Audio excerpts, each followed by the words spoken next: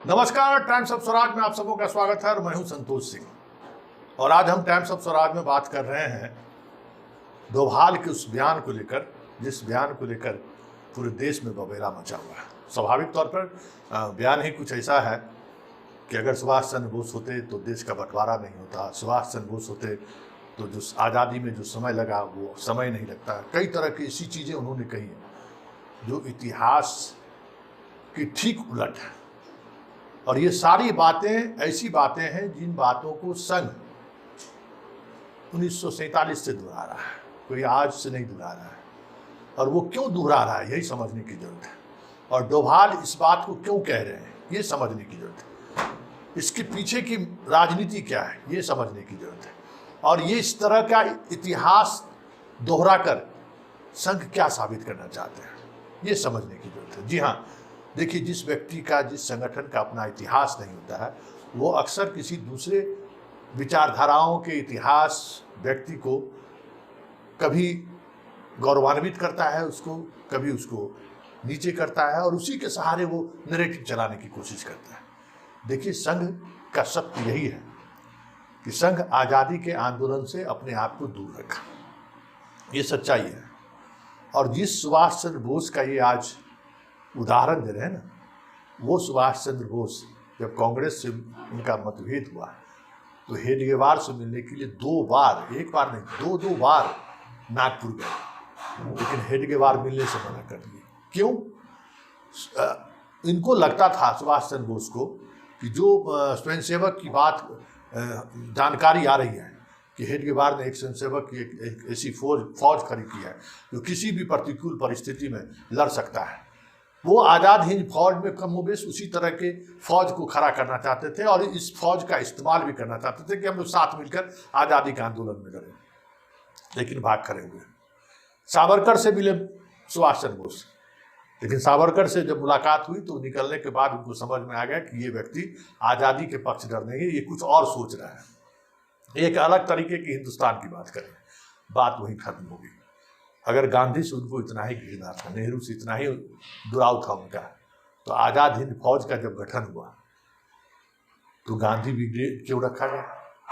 सुभाष चंद्र बोस ने गांधी ब्रिगेड क्यों रखा?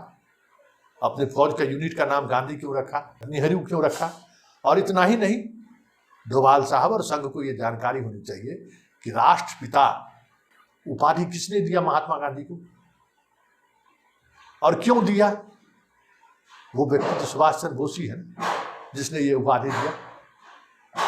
अब बताइए, जिस व्यक्ति ने गांधी को राष्ट्रपिता की उपाधि दी, उस व्यक्ति के सहारे आप गांधी को नीचा दिखाना चाहते हैं। और वो व्यक्ति जो संघ का राजनीतिक, जब बात होने लगी, जब राजनीतिक पार्टी, पॉलिटिकल पार्टी बनाने की बात हुई, श्यामा प्रसाद मुखर्जी जिसके परोधा थे, उन्होंने तो 1942 के आंदोलन को कुचलने के लिए अंग्रेज को सहयोग करने की बात कही थी। वो रिटेन डॉक्यूमेंट्स है, ऐसा भी नहीं है। उन्होंने कई पत्र वायसराय को लिखा कि इस आंदोलन को कुचल दीजिए।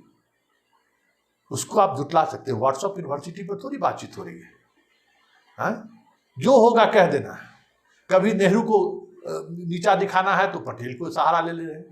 पटेल से संघ का क्या रिश्ता रहा है? अगर नेहरू बीच में नहीं आए रहते तो पटेल तो उसी समय में संघ को बैंड करके खत्म करने की बात करने लगे थे। और संघ को लेकर और हिंदू महासभा को लेकर पटेल का क्या ओपिनियन रहा है, किसी से छुपा रहा है क्या? वो कहने की बात है क्या? तो ये तरीका है संघ का, क्योंकि इनका अपना इतिहास नहीं है। और उनका जिसका अपना इतिहास नहीं रहता है, इसी तरीके से कभी पटेल का, कभी सुभाष चंद्र बोस का, कभी लाल बहादुर शास्त्री का सहारा लेकर गांधी को, नेहरू को नीचा दिखाना चाहते हैं। और देखिए, यही इनका दोहरा चरित्र भी है। गांधी और बुद्ध को प्रातः स्मरणीय इनका जो प्रार्थना होता है, उसमें देवता की तरह याद करते हैं ये लोग रोजाना। और जैसे ही प्रार्थना से बाहर आते हैं, गांधी को कैसे मिटा दें, इस पर चर्चा शुरू कर देते हैं। यही इनका दोहरा चरित्र है।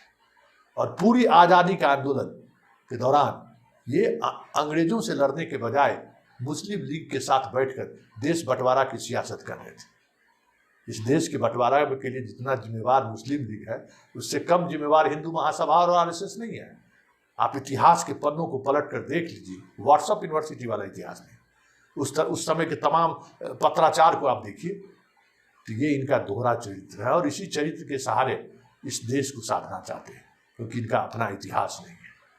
और ये जो बार बार इस तरीके का जो बयान इनका आता है कि भाई गोडसे सपूत है बिहार के देश के, बताइए गांधी का हत्यारा इस देश का सपूत हो सकता है? सावरकर को महान बनाने के लिए, वीर बनाने के लिए परेशान है। ये यही मानसिकता है कि इनका अपना खुद का इतिहास नहीं है, और जो इतिहास जिसने बनाया है, इतिहास बनाने में जिसने अपनी सब कुछ दांव पर लगा दी, ऐसे लोगों को ये एसी वाले कमरे में बैठकर मनन कर कर के जनता के दिमाग में घृणा पैदा करना चाहते हैं।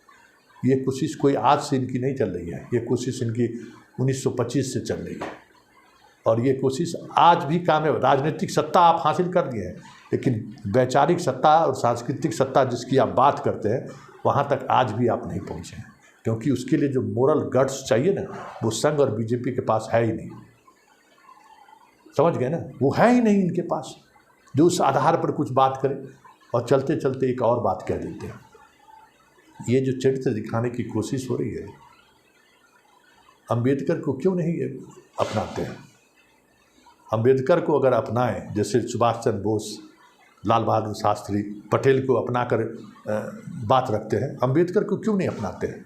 अंबेडकर को अपनाएंगे तो अंबेडकरवादी गांधी को गाली देते हैं, वो आपके साथ हो जाएंगे, नेहरू को गाली देते हैं, वो आपके साथ हो जाएंगे, लेकिन उनको साथ नहीं दे सकते, क्योंकि वो इनका जो विचार, छुपा हुआ जो एजेंडा है, सनातन धर्म, वर्ण व्यवस्था, उसके खिलाफ है वो, और इस वजह से वो ये करीब जाना नहीं चाहते हैं। और इसलिए ये इस तमाम तरह की चीज़ों को लेकर आपके दिमाग में एक जहर पैदा करना चाहते हैं कि नेहरू गलत थे, गांधी गलत थे, ठीक थे तो इनके हेडगेवार, ठीक थे तो श्यामा प्रसाद मुखर्जी, ठीक थे तो सावरकर, ठीक थे तो गोलवलकर, ठीक थे तो नाथूराम गोडसे, क्योंकि इनका अपना कुछ है नहीं। इसी के सहारे ये इस देश को साधना चाहते हैं। देखिए आगे आगे होता है क्या, कभी कभी किसी संगठन को ये भ्रम हो जाता है कि राजनीतिक सत्ता हम हासिल कर लिए तो फिर सब कुछ हम हासिल कर लिए, ऐसा